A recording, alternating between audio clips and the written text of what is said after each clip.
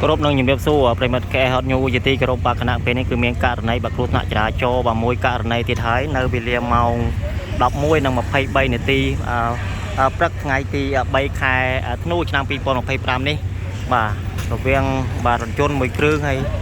តែមិនចាំម៉ាកគឺប៉ះជាមួយនឹងរថយន្តលេខស៊ីបាទនេះឥឡូវគឺគាត់ទៅពេទ្យហើយប្រិមិត្តបាទកងឡានគឺគាត់ទៅពេទ្យហើយប្រិមិត្តបាទ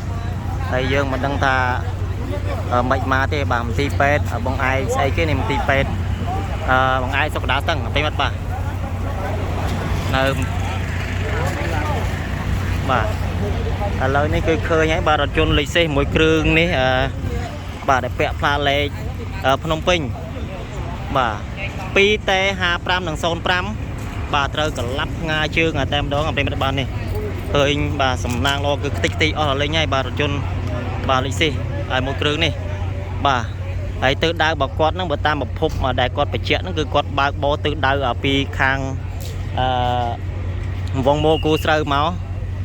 បើន័យថាទៅដៅក៏គាត់ទៅខាងផ្សារសៀមរាបនោះប្រិមិត្តបាទហើយលោកមកដល់ចំណុចកន្លែងយើងគល់ស្ពាននេះបាទ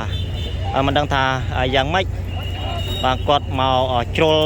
មកធ្លាក់នឹងនេះបាទបើតាមការបញ្ជាក់ពីបោះបងប្រុសតែកងឡានដែលលេខសេះនេះគឺគាត់បានបញ្ជាក់ថារថយន្តមួយគ្រឿងទៀតហ្នឹងគឺគាត់បាន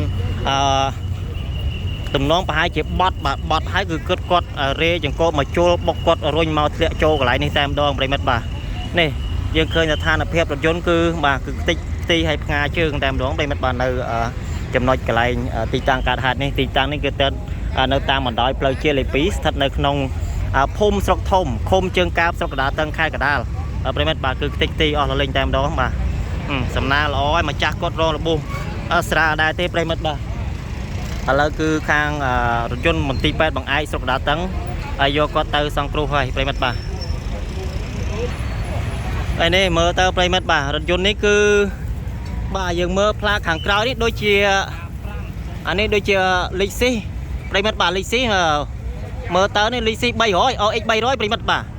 លេខស៊ី OX 300ពណ៌ខ្មៅបាទពាក់ផ្លាកលេខភ្នំពេញ 2T 55-05 ប្រិមិត្តបាទយើងឃើញទស្សនវិជ្ជាតបនៅកន្លែងកើតហេតុគឺបង្កឲ្យមានការភ្ញាក់ផ្អើលមែនតើបាទនៅវេលាម៉ោង11 ជាងព្រឹកថ្ងៃទី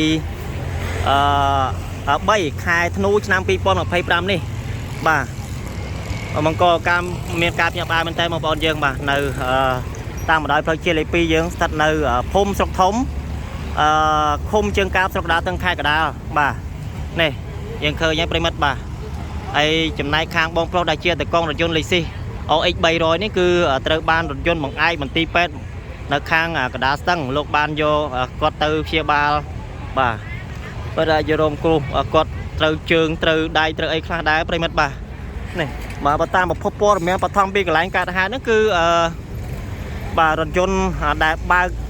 គេគាត់ទម្លាក់រុញមកនេះគឺជាប្រភេទរថយន្តគេថាបើកបរដោយជនជាតិចិននឹងព័ត៌មានបឋមប្រិមិត្តបាទហើយយើងមិនទាន់ដឹងយ៉ាងណាទេរថយន្តនឹងបើករត់ទៅលិចហើយបាទហើយឬសូតាចាប់បានហើយប្រិមិត្តបាទតែយើងមិនទាន់ដឹងថានៅកន្លែងណាតំណណាទេណាបងប្អូនយើងបាទ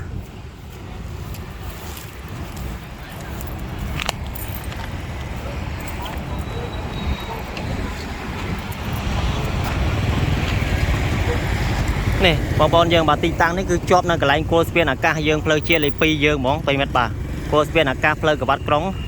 បាទនៅផ្លូវជាលេខ 2 យើងនេះបាទស្ថិតនៅក្នុងភូមិស្រុកធំឃុំជើងកាបស្រុកកដាលតឹងខេត្តកដាលបាទឥឡូវនេះគឺយើងមិនទាន់ឃើញមានបាទវត្តមានកម្លាំងសមត្ថកិច្ចមកទេបាទនៅទីតាំងនេះ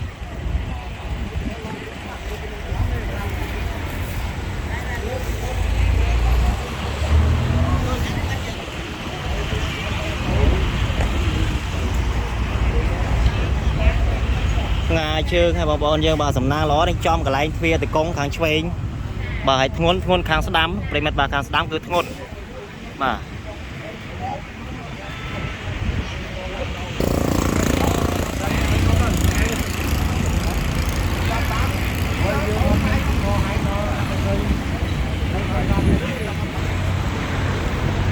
បាទបងប្អូនប្រិមិត្តបាទនេះគឺជាព័ត៌មានបឋមនៅកន្លែងកើតហេតុករណីគ្រោះថ្នាក់ចរាចរណ៍រវាងរថយន្តលេខ COX 300 ហើយនិងរថយន្តមួយគ្រឿងទៀតដែលយើងមិនស្គាល់ម៉ាកទេហើយបើករត់ទៅឥឡូវគឺត្រូវកម្លាំងបាទ បងប្អូនវិជាការពារគាត់បានសហការគ្នាគឺគាត់ចាប់បានហើយប៉ុន្តែយើងមិនដឹងថាចាប់បាននៅកន្លែងណាទេបាទប្រិមិត្តបាទ